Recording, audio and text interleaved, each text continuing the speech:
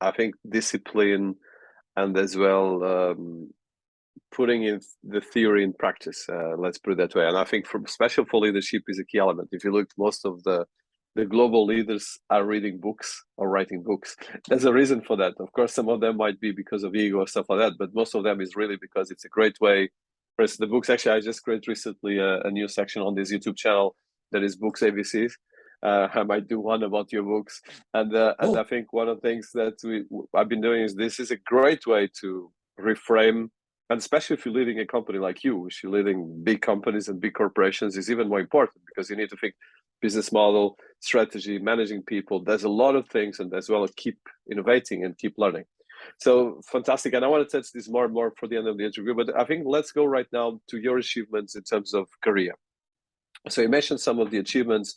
I think we'll talk more about BDX. So tell us about how do you achieve to BDX, and I think probably some of the achievements that you want to highlight, because it's amazing what you've achieved, but it's amazing as well how you kept this balance between the different things and this kind of straightforward, direct approach, which I admire a lot.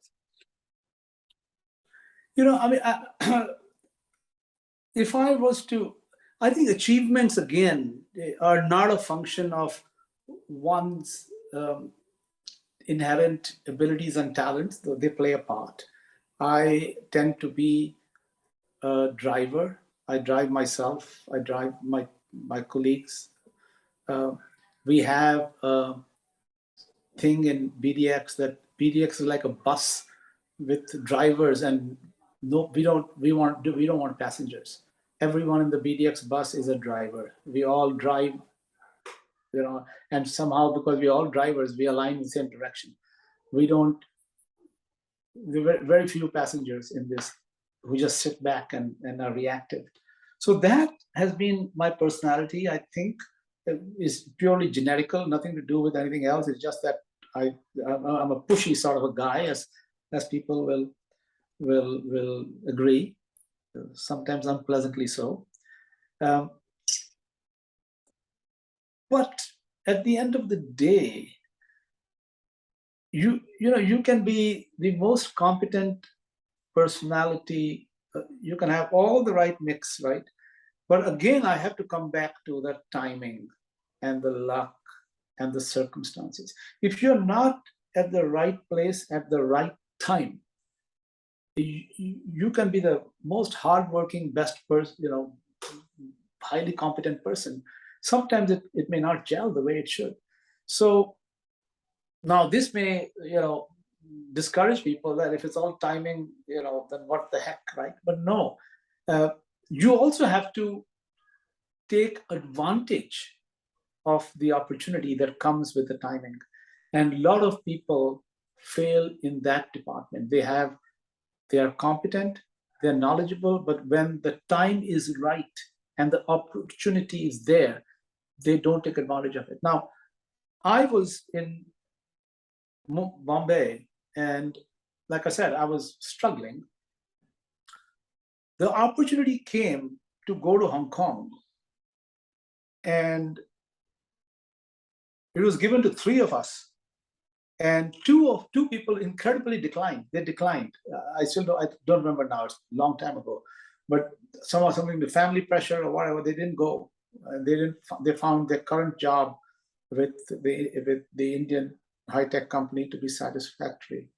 I took it. I took that opportunity, and because I took that opportunity and made the move to Hong Kong, I arrived there when the Hong Kong was being emptied of talent.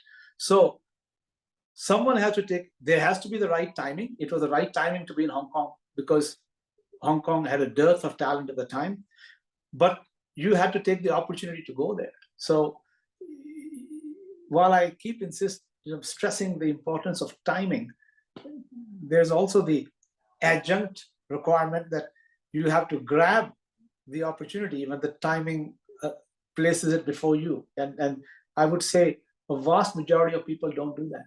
And to do that, you have to be aware, you have to be a driver, you have to be, looking all the time for where the opportunity is.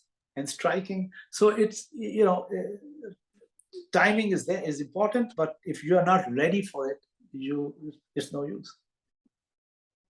Yeah, no. I love the way you answer, and I think this is very important for management. I think because in the end of the day, this is a masterclass in management, because in the end of the day, 90% of the success, and I speak of my own as a CEO, I separate my hat as a CEO, as an author as well, and I subscribe that to you, is that 90% of the success, and I think you call it luck, I call it persistence, because you, in the end of the day, you went to a place that the other ones didn't want to go, and you used that opportunity because everyone was running away, but you were not afraid, so you use it. And I think that's what I feel as well. If you look at business opportunities or achievements in technologies, persisting in solving one problem when most of the people quit.